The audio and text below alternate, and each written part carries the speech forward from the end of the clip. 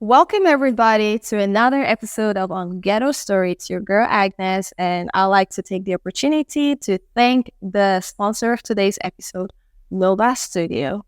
Well, with me, I have the one and only Marcin. Did I say your last name right? Yes. I really tried. Yes. So Marcin is a mentor for men out there and also a dating coach. So today I'll kind of like to pick on some ideas because I feel like we ladies, we have our own ideas of what we think is right, what men should do, what men shouldn't. And I felt today is a perfect episode to just have you break it down, lay it on us. Is this right? Are we really in delusional land? Or like, what is your opinion from the men's point of view? It's the best way to get the answers that we ladies really want to know. So let's dig right into it. How are you today? Fine, thank you for your invitation. Of course. I'm happy that we can talk about. Of course. This has been long overdue. We've been trying to reschedule, but I'm so glad that we could actually have this opportunity to talk. So tell the people a little bit about yourself. Where are you from? And how did you get into this whole idea of, podcast and just sharing your opinions? Yes, I'm from Katowice, living in Poland. Shout out. And, I had quite a journey in self-development and basically working with my mind. Wow. And when I was quite young, I decided that if you want to have success in relationship and dating, you probably should have a lot of money.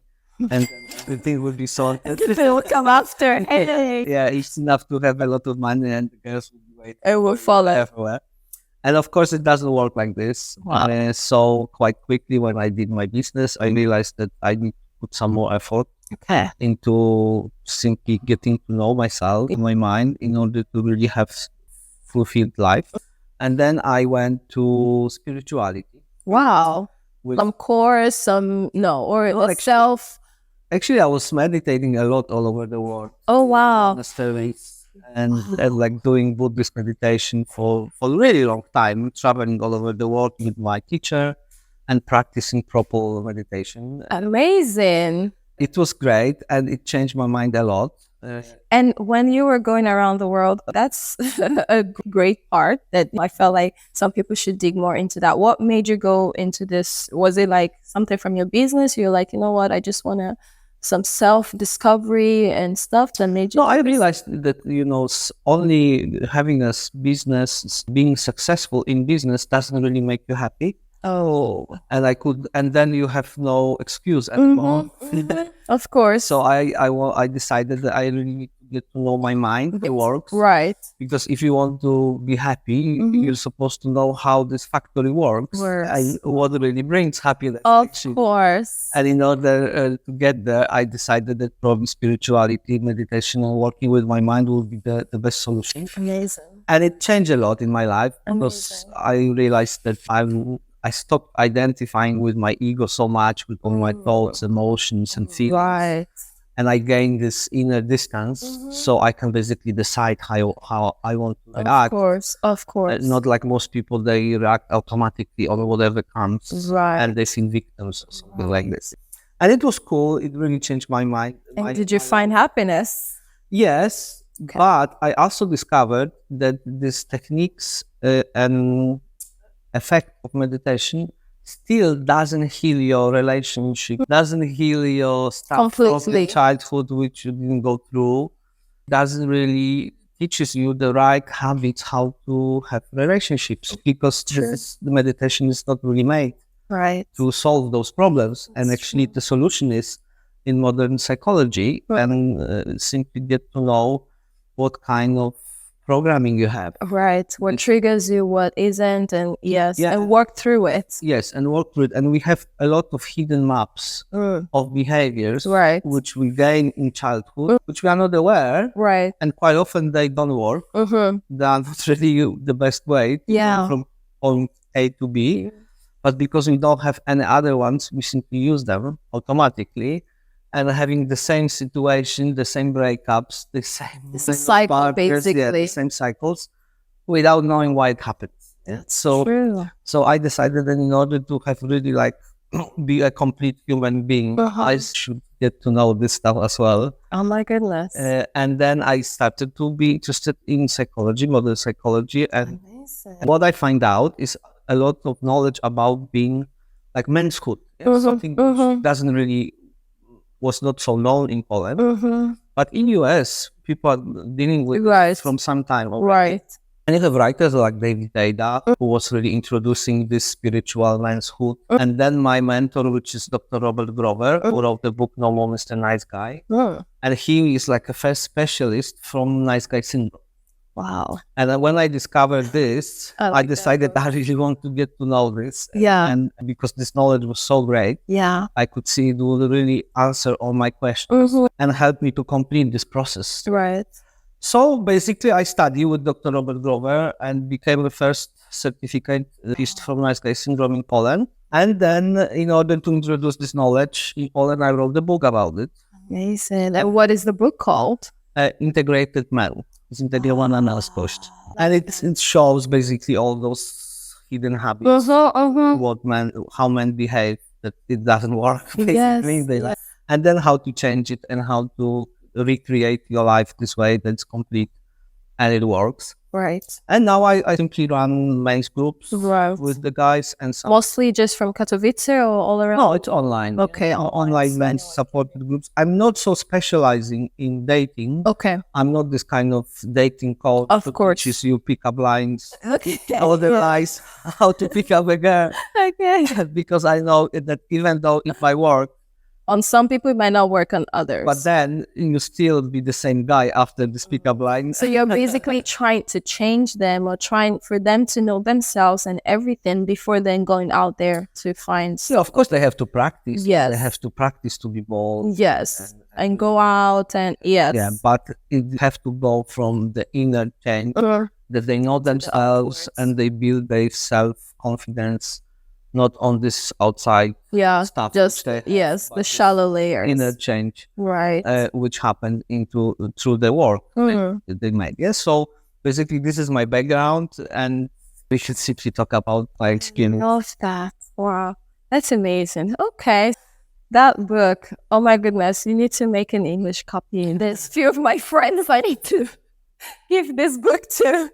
But okay, that's good. Let's talk about, masculinity as we dive into this, topic. How best can you describe or define this word masculinity? Because we all have different versions. For women, we think something different, dominancy and all of that. But, from your own specialized point of view, what best can you describe masculinity? It's not that easy those days because this normal basic masculinity today it is being viewed as offensive, right? Or already not the right one. And this is why a lot of guys have this huge inner problem because actually no one was teaching them how to be a man. Not to be a man.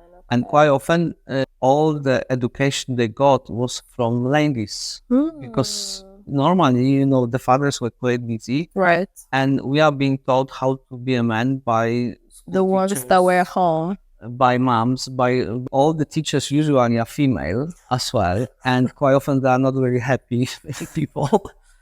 So the guys are being programmed consciously by those women how to react. And that's why there's a lot of guys today who have problem with this nice guy syndrome. Wow. Because it means is the guy is, in order to be happy and in order to be accepted by women, is deciding to not be honest and not be authentic. That part. And pretend to be nice and kind and, help them with moving out her stuff, sorting out her things and really show that he's different than those bad guys about which moms were talking about or the other women. So those guys, quite often they decided that they would be not like their fathers, like aggressive. Right. So they're going to the other side, which is the feminine part. Feminine, nice guy. Okay. Louizer. Okay. And they, in order to have a harmony and pleasant life, they get rid of this authenticity. And through this, they cannot achieve what they want.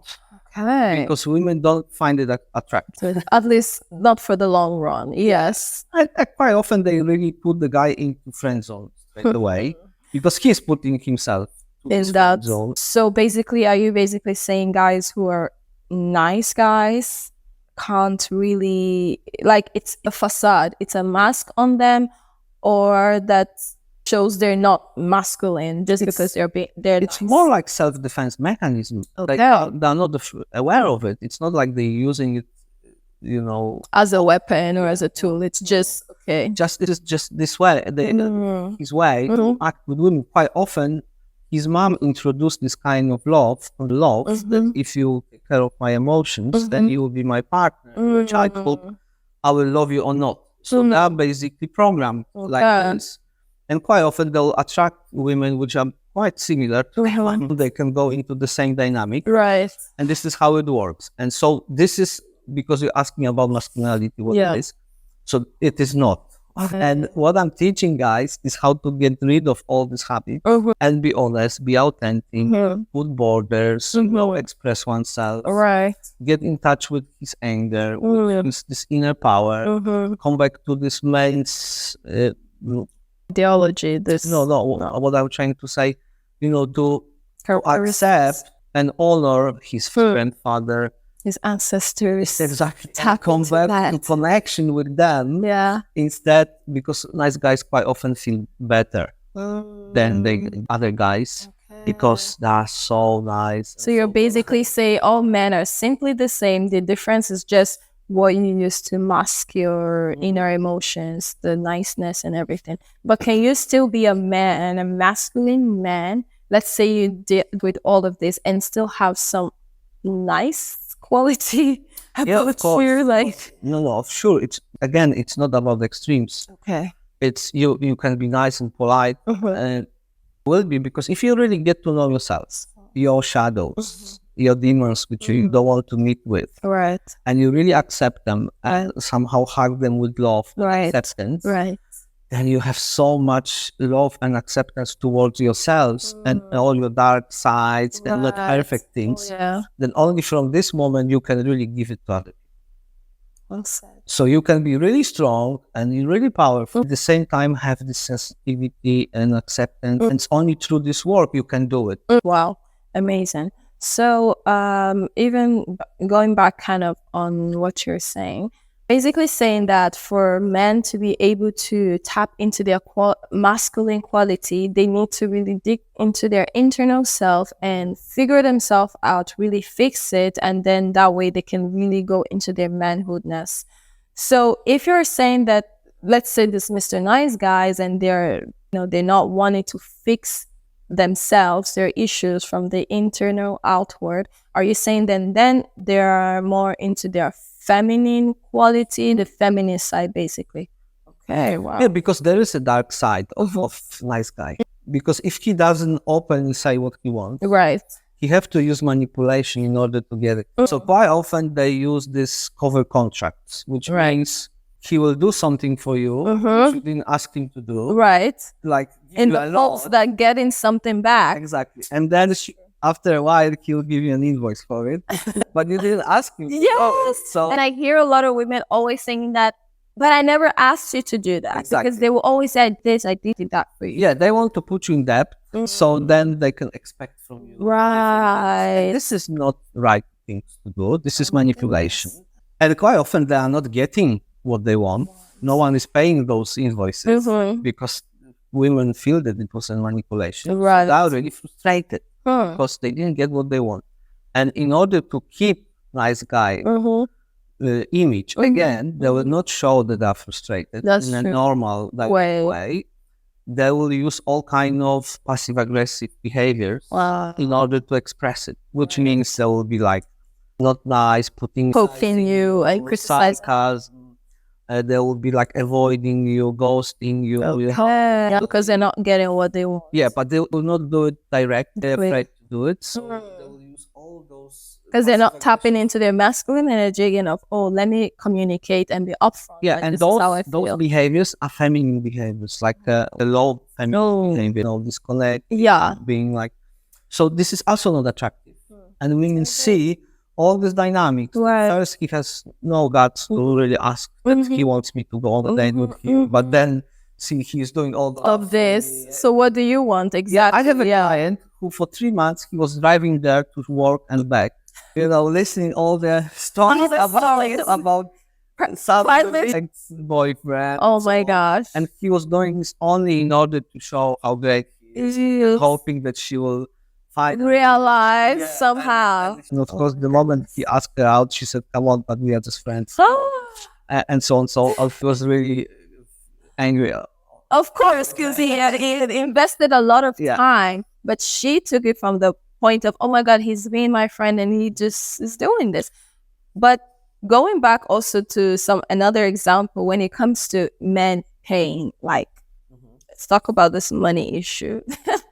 Like, is that also something similar when some men pay for women? They feel like they expect something in return. And because some women in Poland realize that they don't want to feel like they owe you anything. So even when a guy is trying, they want to either take the bill, split it, or kind of be like, oh, I'm going to buy something else and I'll pay for it, just to feel like I also contributed. And I, in my opinion, I don't think it's a feminine behavior, which we'll come to later on women's part. But on the men's part, is this like somehow the same trait when the guys are like, let me put that money to sort of manipulate and getting something back? Not necessary. It's more about motivation, because it might be like the guy has low self-esteem, but he has a lot of money. Right. So he's trying to buy. Right. Because that's all he feels he can like. And this will not work for him in the long run. Of course. True. But then if the guy is really, he has money, him is fun, and it's not a problem, and he does it not because he wants to buy something, but this is his way of being, then I don't see the problem with this, and I agree. It's not easy topic, because I know what I've been told in US when I was studying all those stuff is that we should not really take women on expensive first dates. Yes, I've heard that too, like a drink or casual, just coffee, a walk in the cafeteria, and so on and so on, in order to really get to know her and see whether she is quite, what is important for her, basically, whether it's a real relationship or just... Because some women, attractive women can use guys, they are bored, and they can use they have like 5 guys connected with whom they exchange text messages, and they can use those guys to have a nice dinner every night, and they know for sure that nothing will happen. You're telling our secrets out. Oh my goodness. So this is not really nice thing, and in order to not really support this, because it's not so manipulation. I do have a defense for the girls, though. Hey, I feel like... But wait. In order to not support this behavior, it's good to take them there for normal coffee. Normal coffee. Right. What's really about whether she's interested in a relationship or not. She's just bored. She wants someone to pay for her spicy dinner. Yeah. And I agree with this. It makes sense, but I don't agree. But okay. But at the same time, if you see that the girl is genuine, and that she's really looking for a relationship, I might take her to a nice place because I like nice places. But what if she doesn't want a real relationship and she wants a different kind of relationship? Does that mean she doesn't deserve to be taken to a normal? Like, is this like a certain kind of, I'm taking you to dinner, only reserved for girls who really want a relationship in the sense? Because in this sense, then some girls can then be dishonest, like you say, and just use it to be like, oh, I'm looking for something serious as well. But they really aren't. But they wanted to have also this experience of, oh, I'm going out with you just to, I don't know, because... I should be honest about it.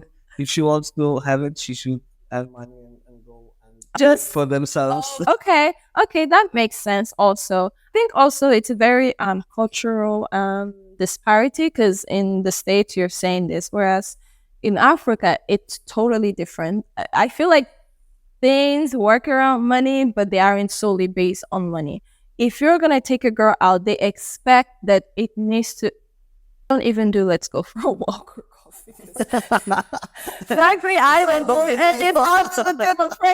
don't even drink coffee myself. I drink tea and I have loads of tea in my cupboards at home. But I feel like a day, because a lot of girls are saying like, oh my God, really, when you see Black girls especially, there's a way when they're going out, their appearance is very of importance to them. So they feel like if this guy wants to meet me or something, it takes me at least 2 hours to get ready. My hair, my makeup, my outfit, like impression. So if I'm gonna do all of this just to go on a walk, even if I'm going on a walk in the park, I'm still not gonna look random in my sweat. And so it's still some effort. So I feel like in return, I'm not saying it's wrong or right. I'm just saying in return, they feel like we want to also see some effort from the guys. Like, oh, they also put some effort. If we're going to do all of this, I'll take you something go out. I really understand it. And you're right. Yeah. But then, I'm more thinking about going into the more serious relationship. Of course. For a partner than this fancy social life. Of course. I mean, it will not always be rosy and fancy all the time. That's true. And first impression does last longer, right? You are right in the sense of sometimes it's better to have casual in the beginning, because most out of 10, most first date doesn't make it to a second. So it's kind of like, if we're going to go out, let's just at least know if it is or not. And then I realize if I want to put my effort in it. I was quite strict about it, but the more I talk with the guys and the women, I change my mind about it. Because even lately I met a guy and she said, look, I really want to be like a princess, first 2 3 dates, really roses and fancy restaurants. So period. And after 2 or 3, when I'm bought by the guy, I really like him, I don't need it anymore. And then I'm loyal, I'm kind. Literally. And everything works. But this access point is high. Exactly. And this is the way I look for the right guy. Yes. And I expect it. But then it doesn't have to be like this. It doesn't have to be like this. And we go back to the normal life. Yes. I thought about it. I said, you see the point. Yeah. It's also acceptable if it is this way. But if the girl, expects the guy only to provide this kind of stuff, of course, then it is doable. It's not realistic on an everyday. She have to give a lot as well. Her side, that's true. From her side, in order for really high value guy this to be worth. You're right. And if she manages to do it, then fine. Yeah. But I agree with you. I mean, I think it needs to be a balance going out, extroverted activities, and also inside as well. Sometimes a good Netflix and chill, nice cooking dinner at home, with candles, it also makes sense, but obviously not in the first 2 dates, because you want to get to know them outside first and then you bring it back home on the inside. I think where it gets a lot of guys rubbed off the wrong way is after you've gone on this fancy 2 or 3 days, like your friend was saying, and then they don't feel the connection. Then some men might then say, oh my God, I feel used. I've put all of, my effort, almost kind of making it seem like this date, it's supposed to lock the relationship, without them realizing that, no, we're still getting to know each other. There's some things you're saying. Do we have the same family values? Do we have our career goals in 5 years? Is it aligned? But if it's not aligned, then we get to know this on the first, second, third date, then we have to cut it off, and we should be respectful. Actually, guys do a lot of mistakes on those first dates. Please do tell us. In a way that most guys, they want to really make an impression. Right. They show off what they have. Right. And they really want to make an impression. And this doesn't build up emotional tension. The guys should do something totally different. They should be chill, happy. That's true. They should tease her. They should touch her. They should be like really big. Yeah. As well, not so open. I know. And the guy should use those 3 dates to really build up this positive emotional tension and really be fun and happy, and not really talking about himself much, not showing off, not trying to put between the lines. Right. Unless they're asked. Even then, not so much. That's true. And he should be really like free and happy and really totally fun. That's true, because we're looking for the vibe. Exactly. It should be like this, that she was having such a good time. It was so nice and and funny. that she just don't mind to experience it again because it was fun. Like, and at the same time, the guys should use those dates to get a lot of information, really to find out, try to notice all the red flags straight away, and really ask questions in order to get this information. Right. And use this time right in order to find out where there is a point to invest. This is also what we women think as well. So we're playing the same tactic on each other. We're taking a few sips of wine and then we're just, so yeah, have you been married before? Yeah, so what do you do? And but you're definitely right. I mean,